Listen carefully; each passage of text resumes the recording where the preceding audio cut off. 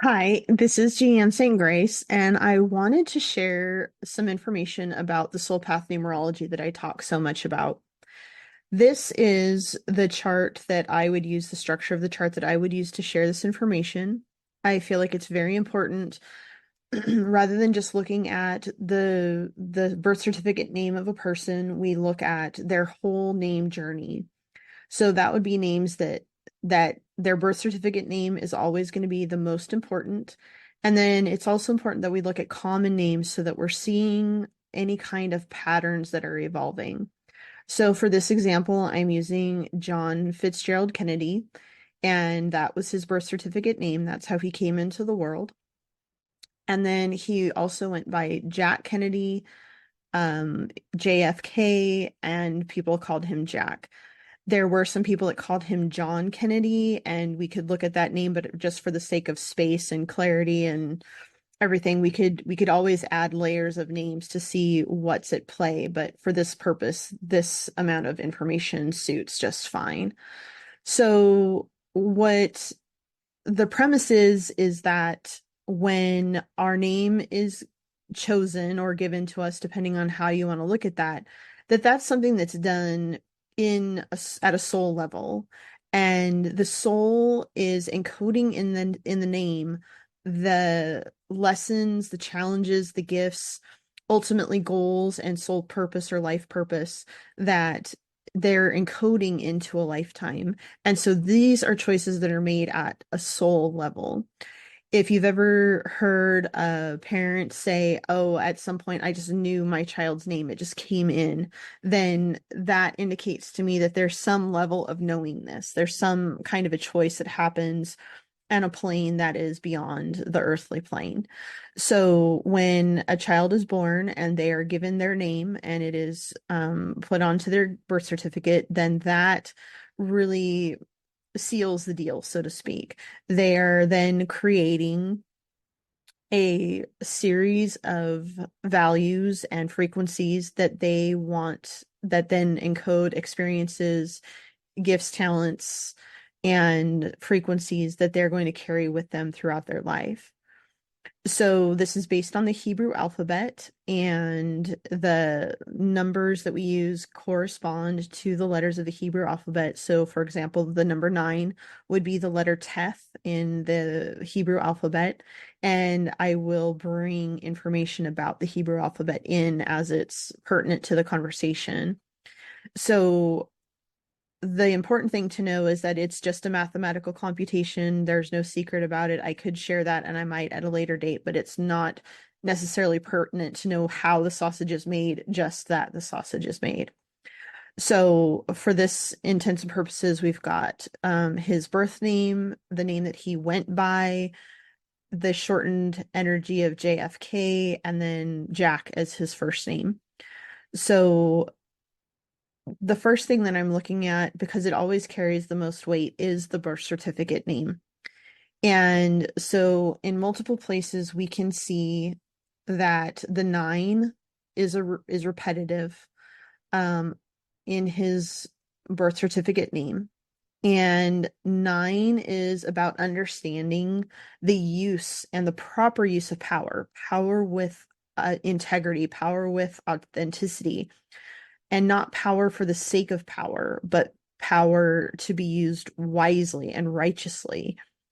And when you see this kind of energy of it being at the base of the physical and then at the top of the spiritual, what we're looking at is that this soul wanted to experience the gamut of power and to see power from all sides and to see experience power as, in a lot of cases, both the abuser of power and the victim of power, to use that terminology. They want to understand how it feels to be, under power for the sake of power and then use the power as well. And when you look at this little glyph right here, it looks a little bit like a snake, and what it's meant to look like is actually a dragon. And the 9 energy is very much about understanding that dragon energy. It's also related to Leo. So the energy of power across the board. You can be powerful by standing quietly and allowing people to notice that you exude this kind of power. That's a very like nurturing power. That's a very um idea of power at rest, right? That they know you're powerful, but they're not asking you to show it. You're kind of standing on the brink saying, are you sure you want to mess with me? Or do you just want to know I'm powerful and keep on walking? Then the gamut of the power is the fire breathing dragon of I'm now going to destroy you, right? You've pushed the power to the point where you need to be decimated. And that's a lot of power. So you have to understand, especially with the nines, the gamut of that power, the swing of the power, so that you know that sometimes it's appropriate to be a very nurturing, powerful individual, and then there is a time to be the fire breathing decimator, the sword swinger, whatever metaphor you want to use for that. That sometimes that requires force behind the power, and that power needs to be well regulated, right? You can't be the fire breathing dragon when all you need to do is stand there quietly and let people observe your power. And sometimes a gentle nudge is much more powerful than swinging the sword. So it's really important that people with nines learn how to properly manage their power. People with nines, especially when it's in a physical challenge position, they are very much noticed.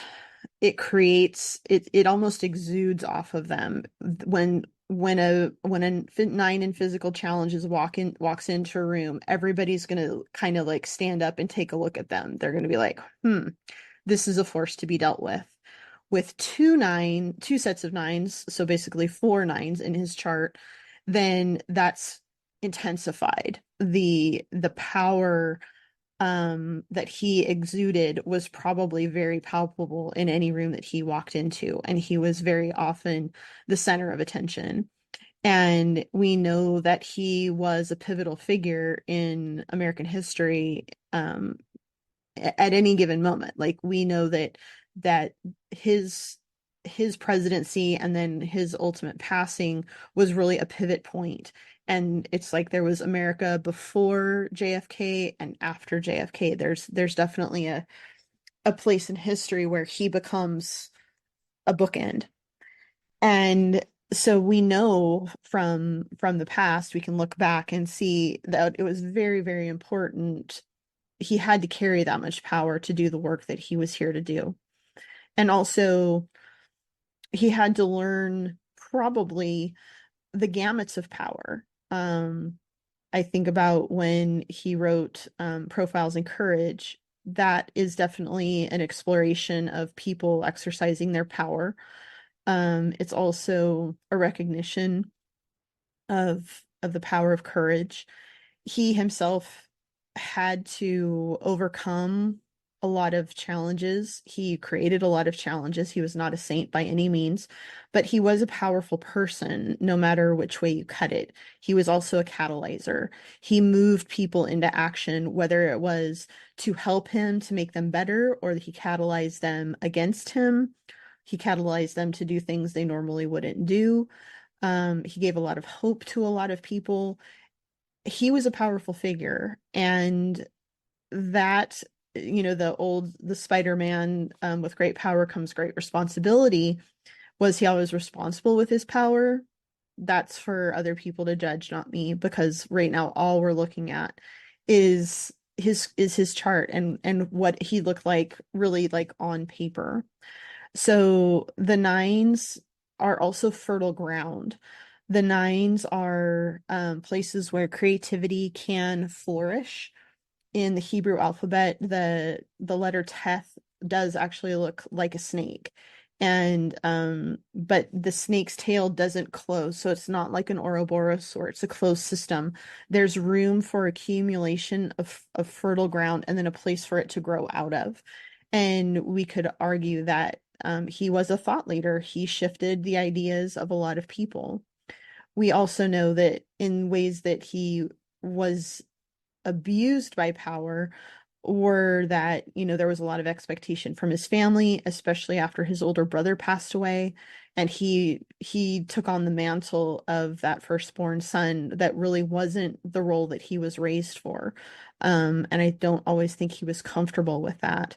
And, with not to give any excuses, but with powerful men, a lot of times they feel like the rules and the mores of the time do not apply to them. So, there's the womanizing, there's the alcohol abuse, there's rumors, we don't have any proof that there was probably some drug abuse. There were people he trusted that were untrustworthy. Um, he hurt his wife a great deal based on their experiences while he was president, and the infidelities in their marriage. And again, I'm not judging, I'm just pointing out places where they bear out in his chart. When we talk about people having influence on others, we're always looking at their qualities. And so both the physical qualities and the spiritual qualities are things where their energy works on other people. So if the lessons of the 15-6 would give other people, 15 is all about you seeing yourself as a direct reflection of the creator and staying in the center of that. It's easy to get off balance or out of sync with that thought. We are all a part of the creator. We are a soul that is a direct reflection. And the Bible verse that we were created in God's own image, the big circle would be creator and the small circle would be us. So there is that reflection. People that hold the 15 in qualities really help other people see that about themselves. Really help them to feel like there's something special about them. And everyone should feel like they're special, but the 15s really help to bring that out in people. It's really a powerful energy to hold there. And in the um the journey of the 15, then it becomes a 6. So 1 plus 5 equals 6. So we get this compounding number, compounding value. And where that brings us is to the 6 energy. And the 6 energy is really a very intuitive energy. It's about bringing in some form of inspired idea, inspiration, putting it through some kind of a transformation, and then bringing it out into the world as something more. There are great arguments that JFK was a tremendous communicator, which would be borne out in his 3. But the 6 is also good for communication and bringing in high level ideas. He was finding new ways to do things. The old ways were not going to work, and so there's an argument that could be made that he was inspired, um, perhaps by other people's ideas, but also very probably by his own intuition, his own gut feeling that something had to change, and he had the ideas to change it, and then put it through some process and then bring it out into form. Writing a book would be a way of doing that. Writing Profiles in Courage would definitely be one of the ways in which he would manifest that. He also, in Jack Kennedy, he's got this 16 energy, which is all about bringing high level ideas into the earthly plane and then communicating them. And one of the benefits of the 16 is that they're always able to talk to people in language that they understand. So whether he was talking to, you know, an everyday guy on the street, or whether he was talking to the King of England, he would know how to communicate to that person and speak to them at a level that they would understand. And not in a condescending way, but in a way that felt very authentic and very meaningful to them. And he wouldn't even have to think about it. It would be an unconscious gift or talent that he had and just tapped into. So, he would be able to make people feel special, bring in these transformative ideas or these transformed ideas, and then communicate them very beautifully. And then backed up by the seven in Jack Kennedy, then the seven's very attractive. It's a very warm energy. So he would feel warm and engaging, and he would make people feel like themselves, like they were whole. His energy would ask people to be better, ask not what your country can do for you, but what you can do for your country. Step up, be in the energy of the seven, see the specialness that is you, be a soul in service. He was very much asking people to do that with his words, but his energy would encourage that and bring that out just by hearing him speak, just by being in his presence. He would share that with people. So we can see those are definitely things that were borne out in his life. He also carries this seven in JFK. Um, he was obviously very charismatic, very attractive, bright, shiny.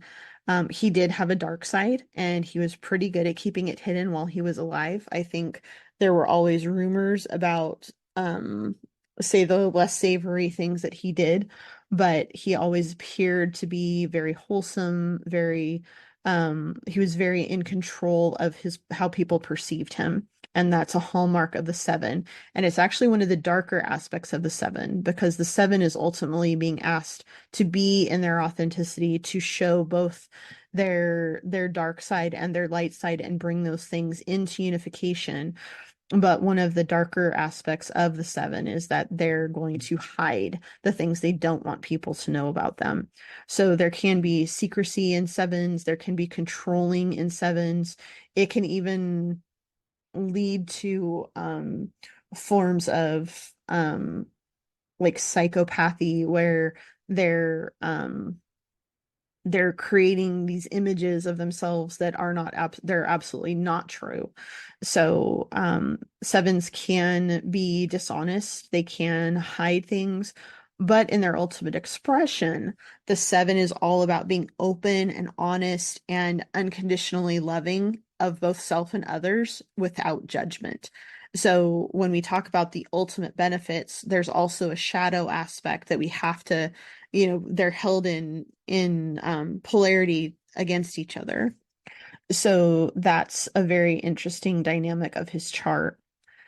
The other thing that I think bears a lot of fruit, and we could talk about this, or I could talk about this for days, because there's so much depth in these charts, but something I think that's worth bearing out or worth talking about and worth identifying even in a short synopsis of a chart are his 12-3 here in spiritual qualities.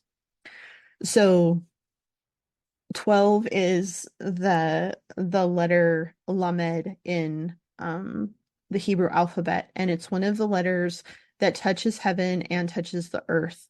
Um, it acts as a bridge, and in my personal belief, the 12 is all about being a portal. It's about being a portal for divine information, knowledge, inspiration, wisdom to be accumulated in a body of knowledge, and that is totally amorphous. It can be very diverse. There's a great deal of curiosity with the 12. And so there's all this information flowing in. And then that information can be shared through the virtues of the communication abilities of the three.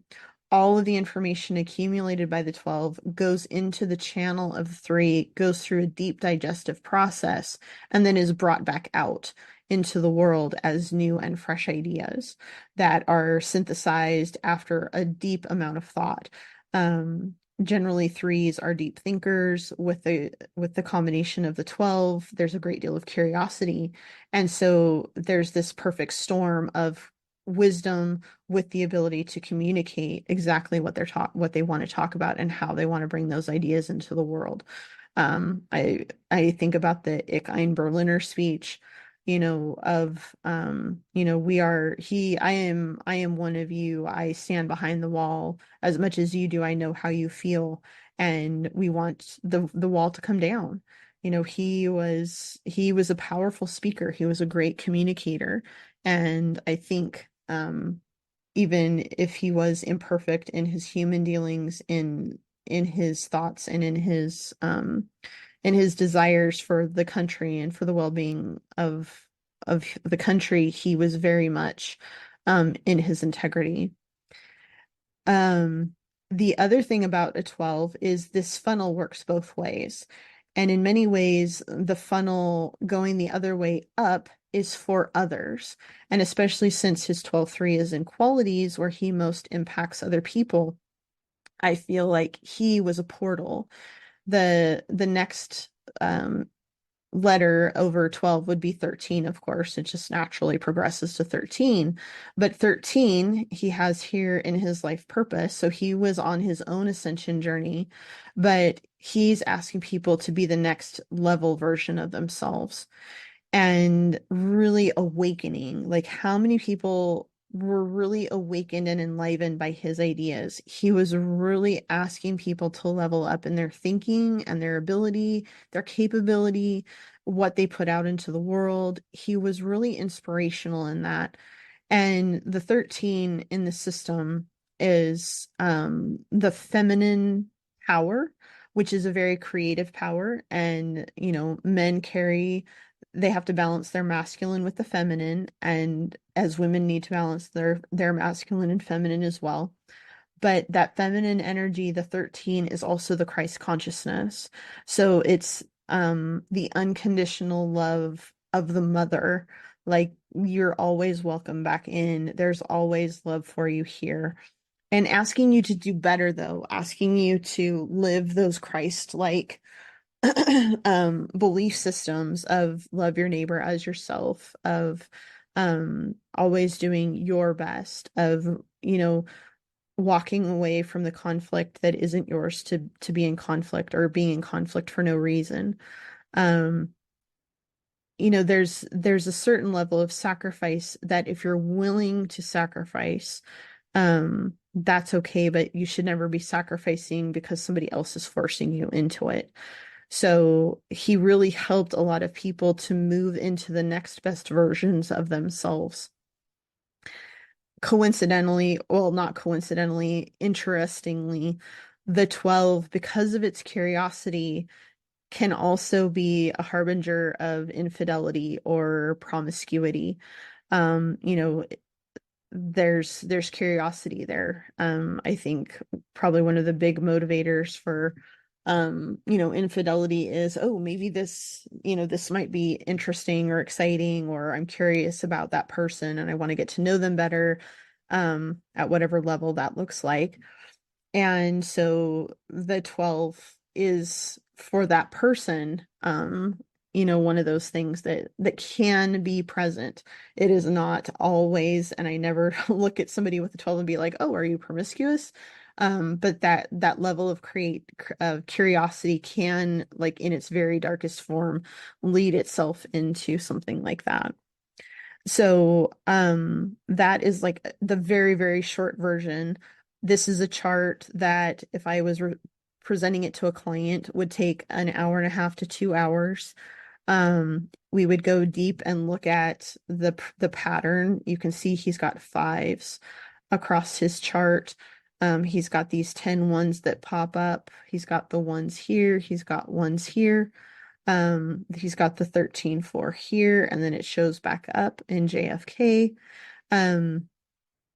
So he's got the repetitive eights, he's got the sevens, he's got the sixes. So we're starting to look at the pattern of what are the desires of the soul and what are they here to learn. And I really feel that just looking at the birth name doesn't always serve. I feel like we really need to look at the name journey. And for anybody who's changed their name, whether it's for a woman through marriage or you suddenly decide you want to be called something else, there's meaning in all of those things. So it's important to look at what that name brings to the table and how does it either help this initial chart, or could also possibly bring in new challenge, new experiences, deeper understanding. widen the path. There's also interest in people who might have a misspelling in their birth certificate name, and then they have to have a second birth certificate issued. In that case, they might have two concurrent birth charts running, and that widens their path or could possibly narrow it. It's really interesting how these things happen and how they come together. And that's, of course, a much deeper conversation, but it's something that's definitely interesting to look at. And I personally believe it has a lot of meaning, especially for the time in which that name is used. So that's just a beginning introduction to the Soul Path Numerology. I hope you found that interesting.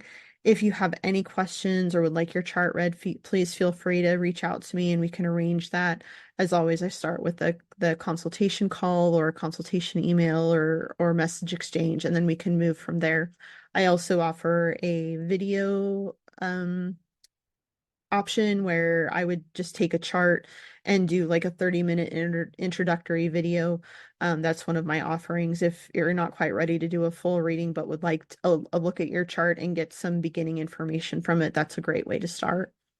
So always feel free to ask any questions, start discussion. Thank you so much for being here and for joining me on my channel, and I hope you have a blessed day.